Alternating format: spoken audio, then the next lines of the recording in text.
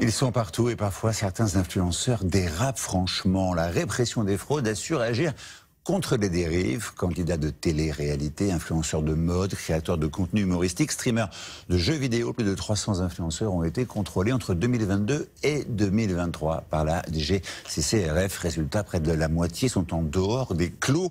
Alors quels sont les abus? Bien, on fait le point ce soir avec vous, Vicky Bogart. Vicky, que reproche-t-on exactement aux influenceurs épinglés?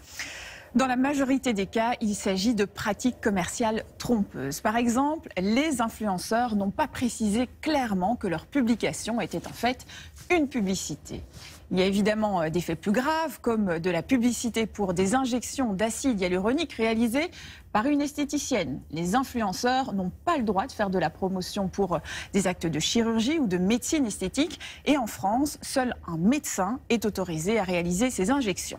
D'autres ont été épinglés pour avoir mis en avant des compléments alimentaires censés guérir certains cancers ou pour avoir encouragé leur communauté à acheter des conseils en paris sportifs.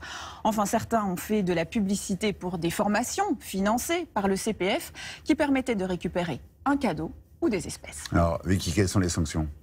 Cela dépend de la gravité des faits. Au total, sur les 310 contrôles réalisés en 2 ans, il y a eu 35 avertissements, c'est-à-dire un simple rappel à la loi. On compte 81 injonctions de mise en conformité. L'influenceur peut alors être contraint de faire une publication comme celle-ci sur les réseaux sociaux avec le rapport de la DGCCRF. Il doit la laisser en ligne au moins 30 jours. Enfin, 35 dossiers, les plus graves évidemment, ont été transmis à la justice.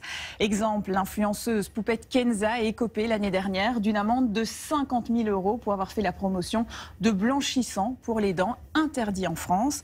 Les peines prévues par la nouvelle loi sur les influenceurs peuvent aller jusqu'à 2 ans de prison et 300 000 € d'amende. Les enquêteurs sont-ils suffisamment nombreux?